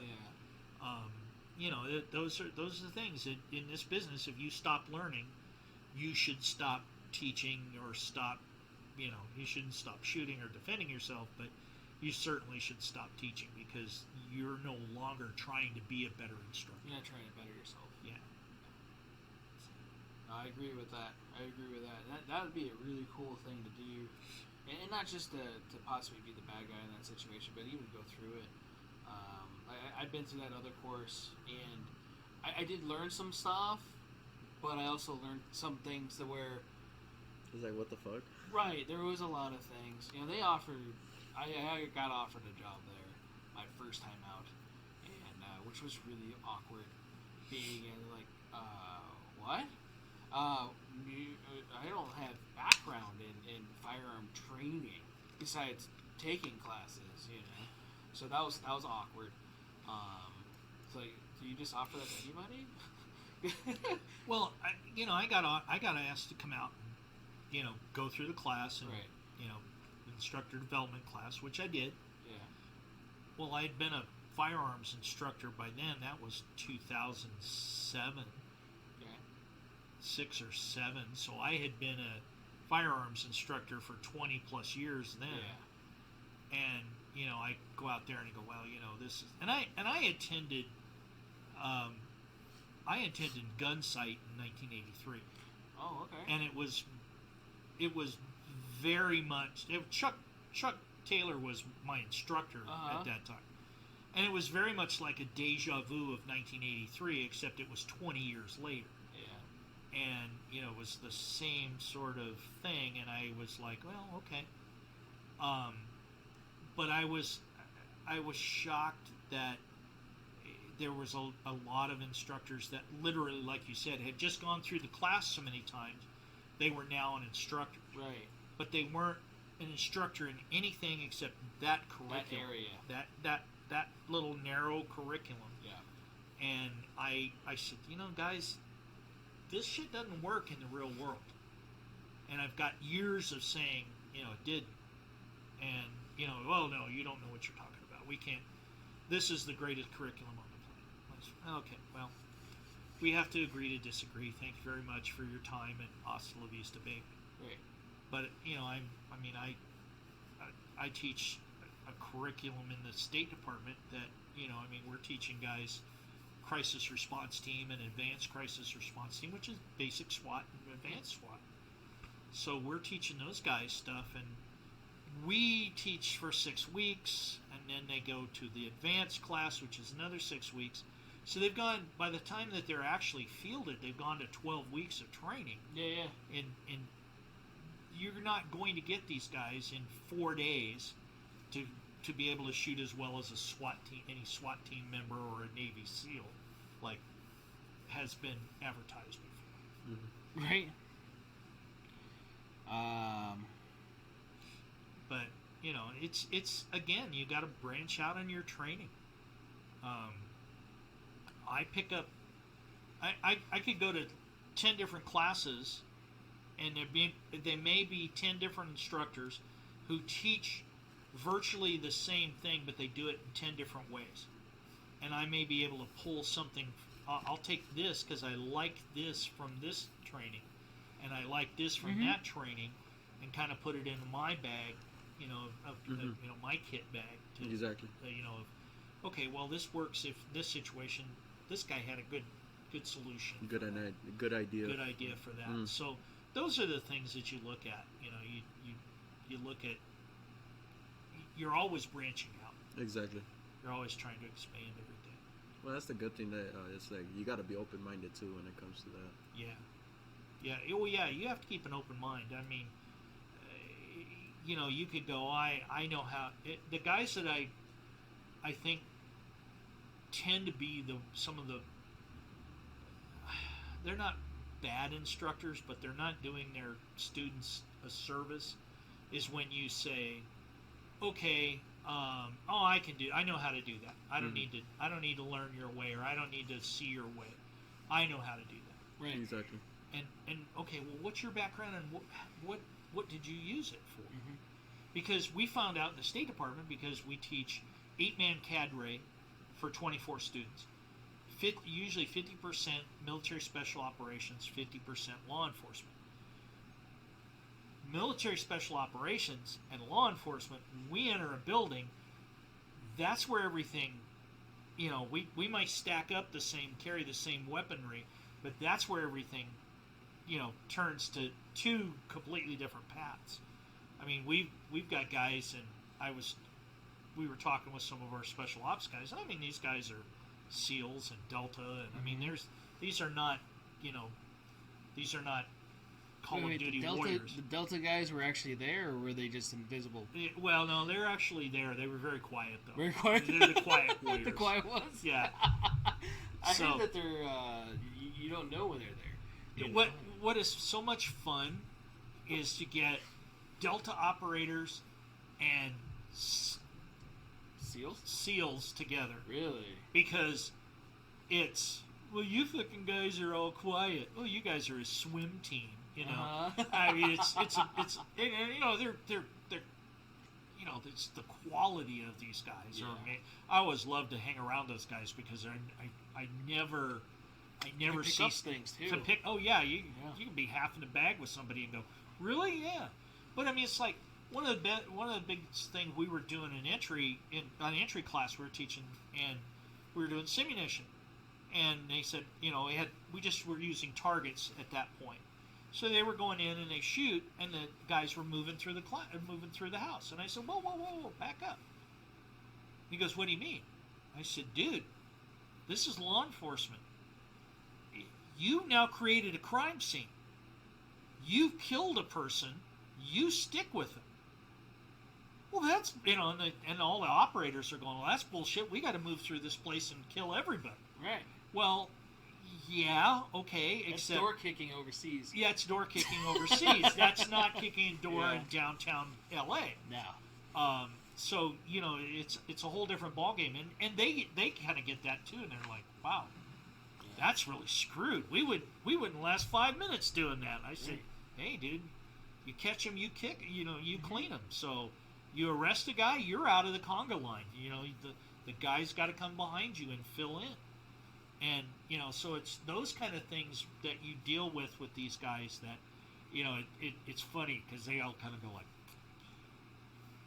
I sit there and go, I wouldn't think about jumping out at 15,000 feet on O2 and gliding for miles into the deepest, darkest part of Africa somewhere. Yeah. Make a 5-kilometer hump into some place, hit a target, smoke a bunch of tangos and get out. Okay, but they wouldn't think about, oh my God, I gotta testify. I shot the guy. I gotta keep moving. I can't keep moving. No, you've got the guy. What if you don't shoot him and kill him? Oh, by the way, you have to apply first aid. Yeah. And their idea is very, special operations is funny because they do what they call they do an eye thump. If they shoot somebody, if you thump somebody in the eyeball and they're trying to play possum, they're gonna, which, of course, that's what they apply. And I said, you can't really do that. Eye thump's a little bit more than just a finger, though. Yeah, well, yeah. Most of them guys have all thumped him, kind of hold it back to thump him. But I attended a course with the SAS years and years ago. That would have been fun. And they were talking. We got a briefing about Princess Gate, the first operation that the SAS ever did outside of the shadows. And we were asking them about first aid. What do you guys do for the guys that are wounded? And he says, oh, that's our flopper man. And we're going, flopper man? Yes, he's the last man. He's our rear guard. He comes along, and if they're still flopping, he takes a Browning high power, shoots him in the head, and moves along. And I went, so SAS. So yeah, I mean that's kind of that world, and don't get me wrong, in that world, that's different. It's completely different than law enforcement, but. It's always kind of funny because we have to kind of tone those guys down a little bit because they're teaching law enforcement troops, right? Not they're anti-terrorism, but they're law enforcement cops. Sure. Are you going to sleep on me over there? Maybe. It's past his bedtime. I'm making fun of you older guys. Dude, I'm still... I had a Pepsi. I'm awake now. Dude, that doesn't do shit. That's fucking water. Yeah. The kind of energy drinks I drink. Oh, man. I have an energy drink. I'd have a... I need to fucking move on to cocaine. Yeah. You need to go right to meth, man. Right? Right to meth. I like my teeth. Yeah. Don't go selling Christmas trees. Yeah. Yeah. You'll be selling Christmas trees before you know it. Right. So, well, definitely appreciate you being on here. Oh, hey, I always love it. Yeah, definitely fun. Hopefully you guys got a lot of stuff out of it. And a big part of it, too, when we're talking about the training and going to take other training, always be humble. You can always learn something, you know. Going to that one place that we've talked about in the beginner's class, or the first day is usually the worst day. And there's still something you can learn. Even if you're like, oh, God, I know what a handgun is. Okay, well, you know what? The parts have been the same. The gun is still the same. But there might be something, oh, shit, I forgot that's what that's called. You know, sit back, listen, take in what you can. One, you paid for it. Might as well enjoy it, right? You know, two, always be humble. Try to learn as much as you can. You can always learn something. You should be able to always learn something, regardless of your training level. You know, Lenny just brought up all these guys that do it professionally, door kicking, and they learn something. You know, these are guys that every day they put their lives on the line, sometimes with hours' notice. You know, and then sent over to another whatever, and doing a job that, you know, hopefully none of you guys are doing at this moment in time, because if you are, you're not listening to me. Yeah. Probably listen to the Sean Ryan show. Fucking Sean Ryan. Where he has like a 12-hour fucking podcast. But, you know, he has whoever else listening to him too. But yeah, no, definitely do that. Get training. It'd be great when you get that up and running. As I would definitely love to do that. Well, I'll make sure you're in the inaugural class. I appreciate that. Me too. Yeah, maybe I might let you into. Maybe. Right? Even as a spectator. Spectator. I'll let him go first. Damn, be like, Body bunker. you go, bitch. Bah. Hey, he's wearing his plate carrier. Let him wear the plate carrier. That's it. You're gonna still feel it. You're just, you know, you're gonna feel that. I'll sacrifice that bump. myself for you, Daddy. Oh wow. Yeah. Is he bucking for a raise or what? He's bucking for something. Yeah, I don't know. Yeah. I think he likes it. He might. I might. You might. Wow. If you drop your wallet, kick it to Henderson before you bend over and pick it up. Right? Right. And put some magnet or metal in it, get a magnet. Hey, Greg, pick that up for me, will you? Well, he knows how to bend over, though. He was in the Navy. Oh. And he went to the Philippines. Yeah. Oh. Ow. Ow. Lady boys. Wow. So, wow. yeah. That deteriorated rapidly. But yeah, definitely thanks, guys, for tuning in. Next week, Thursday, live, 7-ish, depending on circumstances. Sales or not. Right? No, sometimes we get that. Sometimes we don't. It just depends on what it is. So, we'll be live here on YouTube. Hopefully they don't give us another strike and ban us for a period of time again. It was only a finger gun. Yeah, it was finger guns. Oh, we would have been kicked off. It's frozen. Maybe we get kicked off. We didn't know about it yet. We still got 19 viewers. 19 viewers? No wow. Shit. Nice. Well, thank you, 19 people who, right, hang in there with us. Right. Yeah, I know that YouTube wasn't showing up on his thingy.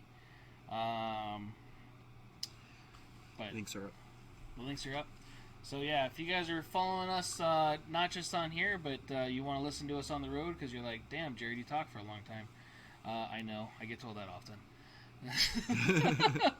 So listen to us on Spotify, Google Podcasts. We're on Samsung Podcasts. I think Samsung Podcast has our most downloaded podcast when I was looking at the stuff last week.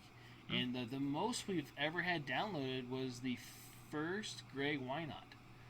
episode, which was over 3,000 some downloads. Wow. Right now, I know, and it wasn't like the first day; it was over a little bit of time, but like, goddamn.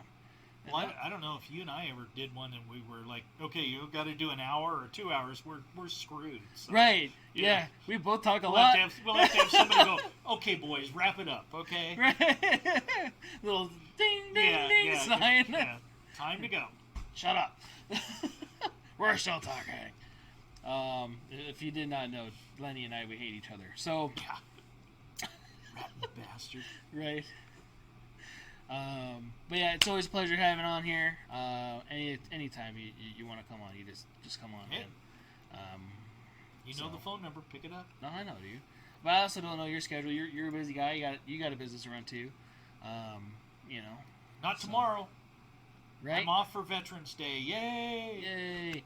Hey, happy Veterans Day. Oh, thank you, sir. Yeah. Happy Veterans Day. Yeah. Thank you. So, if none of you guys were remembering from Lenny's first video, he's retired Army. I'm not retired Army. I'm former Army. I'm retired Department of Homeland Security. They didn't let you retire? I didn't stay long enough to retire. I call it retired. Yeah. I was honorably discharged from the United States Army. Mm. So that's where it all started, and it went downhill sort of from there. downhill from there. Wait a minute, you guys are going to pay me and give me guns to shoot? Oh my! Yeah, right. Yeah. Sign me up. Yeah, sign me up, Sergeant.